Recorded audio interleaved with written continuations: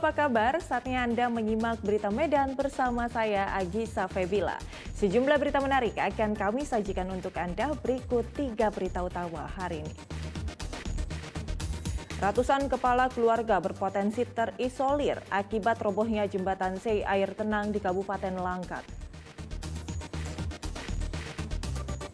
Perbaikan jalan dilakukan di sejumlah kecamatan di Kabupaten Simalungun.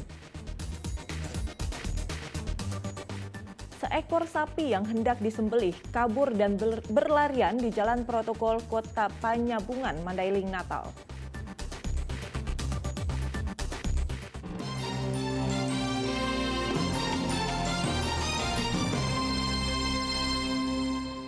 Ratusan kepala keluarga berpotensi terisolir akibat robohnya jembatan Sei Air Tenang di Kabupaten Langkat.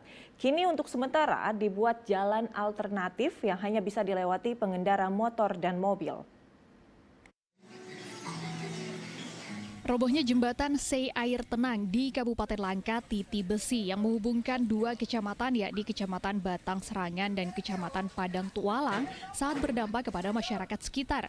Karena pasca robohnya jembatan tersebut, ratusan kepala keluarga berpotensi terisolir.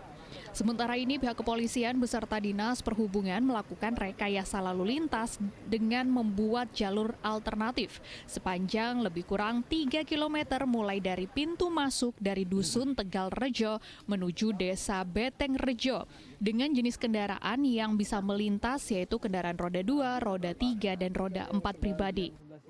Namun untuk truk tidak bisa melintas mengingat jalur alternatif tersebut merupakan jalan dusun. Untuk sementara ini, akses dan aktivitas warga yang menghubungkan Kecamatan Padang Tualang dan Batang Serangan tidak terputus. Jalan lebih kurang 3 km dari masuknya nanti dari Dusun Tegal Rejo menuju Desa Beteng Rejo lebih kurang 3 km. Hanya akses itu terbatas karena itu jalan dusun yang bisa melintas roda 2, roda 3, dan roda 4 pribadi. Hanya itu. Jadi terbesar nggak bisa ya Bang? Kalau tidak bisa. Jadi sekarang upaya yang sudah kita lakukan selain mengarahkan di simpang desa itu, kita sudah pasang rambu-rambu petunjuk. Rencananya jembatan Sei Air Tenang yang menghubungkan Kecamatan Padang Tualang dan Batang Serangan dalam waktu dekat akan dibangun ulang dengan estimasi waktu pada akhir Juli 2024 dengan anggaran mencapai 20 miliar dan proses pembangunan jembatan itu lebih kurang 5-6 bulan. Satu jembatan, mungkin kita bikin jembatan di situ darurat, yang ini langsung kita akan bongkar dan kita laksanakan pembangunan baru. Kapan rencana pembangunan baru itu Pak? Kira-kira? Kurang lebih kita waktu tender, itu dokumen sudah siap ya? Akhir Juli Pak. Ya, akhir Juli kita bangun baru. Tapi ini kita pastikan dulu yang jalur alternatifnya.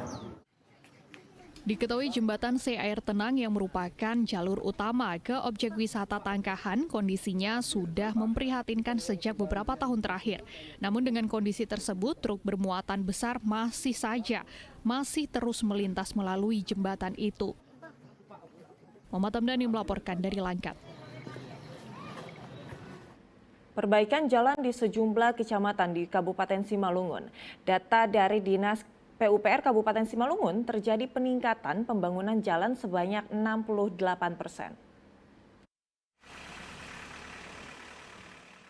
Setelah 3 tahun terakhir harus melintas jalanan rusak dan berlubang di sekitar Kecamatan Gunung Maligas, Panombean Panei, dan Bandar Kabupaten Simalungun, kini para pelintas bisa merasakan berkendara dengan nyaman.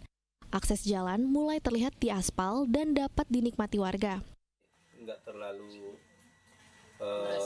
mempertanyakan masalah posisi nol pembangunan aspal tersebut. Tapi kan itu dari sananya, dari provinsi. Oh gitu. Dan kami yang bikin titik nolnya itu katanya. Oh gitunya ya udah. Jadi kita juga berpikir kalau memang begitu dari sana, tapi kan kalau menurut kita sebenarnya kenapa kok jalannya ini dilompat-lompat, itu aja satu pertanyaan. Nampak wujud pembangunan dari simpang masjid sampai kantor camat dan bahkan sudah hampir di ujung Kecamatan Gunung Maligas. Ya, kalau bisa ini dilanjutkan supaya bisa masyarakat menikmati bahwa ya kehadiran Bapak di Simalungun ini sebagai orang nomor 1 itu dirasakan oleh masyarakat. Dan kami sebenarnya sudah merasakan hari ini, tapi belum sepenuhnya, sedikit lagi. Tapi Data dari Dinas PUPR Kabupaten Simalungun, terjadi peningkatan pembangunan jalan 68%. Yana Asmara melaporkan dari Kabupaten Simalungun.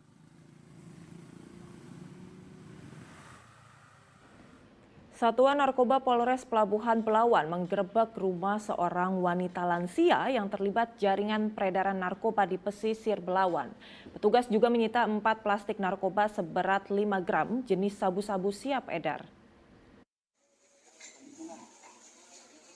Belasan petugas kepolisian dari Satuan Narkoba Polres Pelabuhan Belawan, Kota Medan mengepung rumah pengedar narkoba di kawasan Jalan Kampar, Unikampung, Kecamatan Medan Belawan, Kota Medan pada Sabtu sore lalu.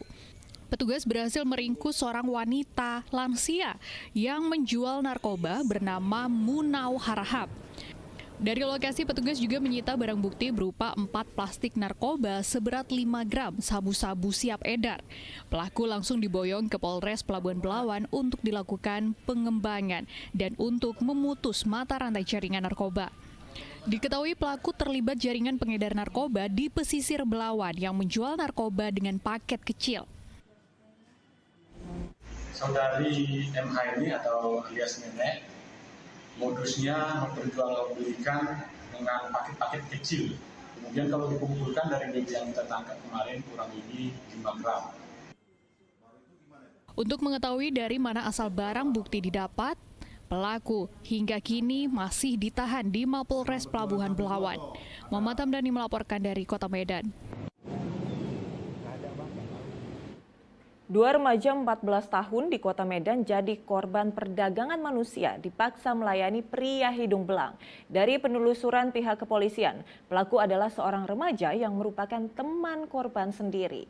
Kini para korban mengalami trauma berat dan dalam pengawasan orang tua serta sejumlah relawan dari sebuah yayasan pendampingan anak.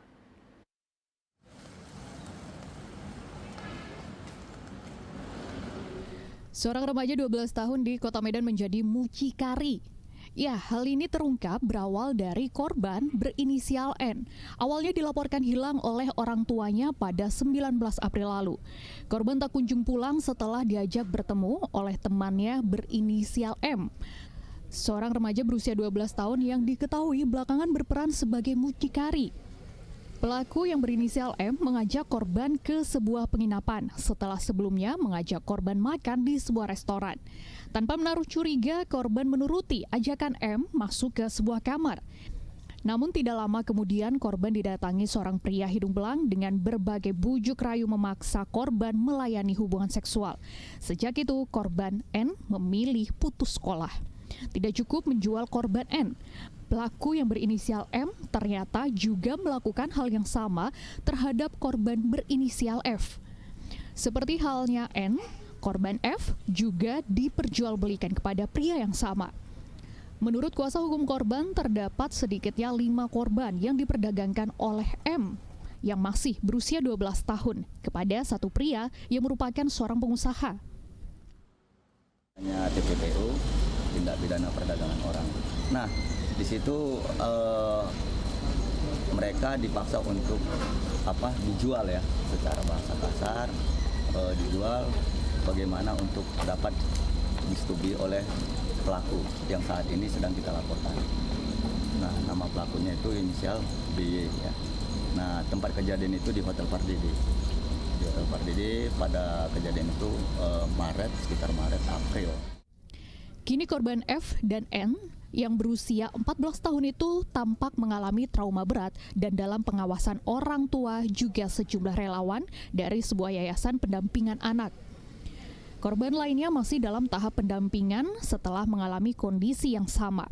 Para korban masih ketakutan jika harus melapor ke polisi. Tutia Lewelubis melaporkan dari Kota Medan. Masih tentang perang terhadap narkoba, seorang kurir narkoba antar provinsi diringkus polisi reserse anti narkoba Polres Batubara. Dari tas ransel yang dibawa pelaku ditemukan hampir 400 gram sabu-sabu dalam 18 kemasan plastik klip.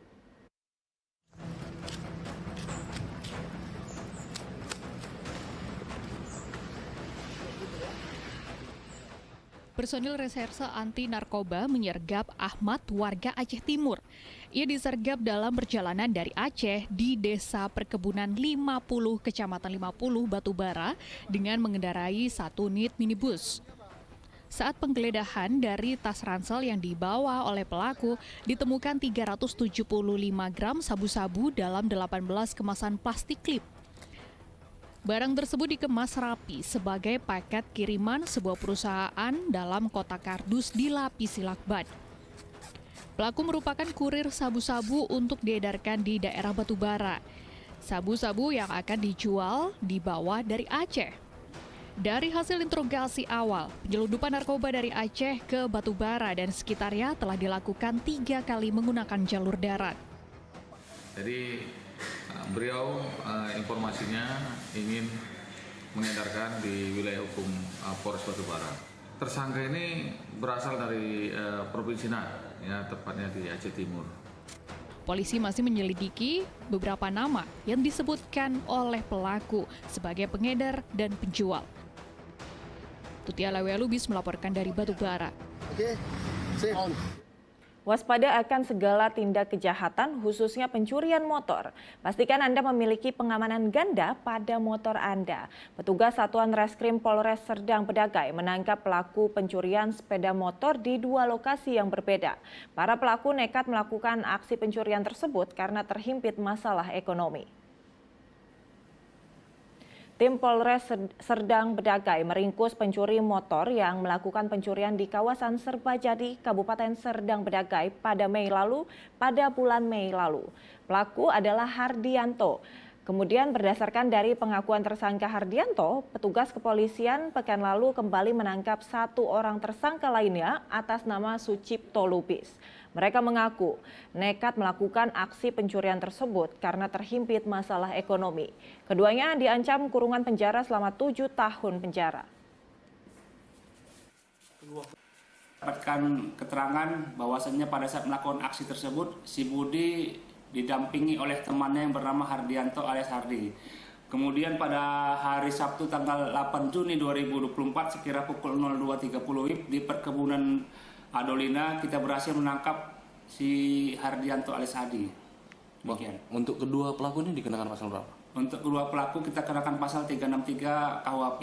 Ancaman hukumannya? Ancaman hukumannya 7 tahun penjara.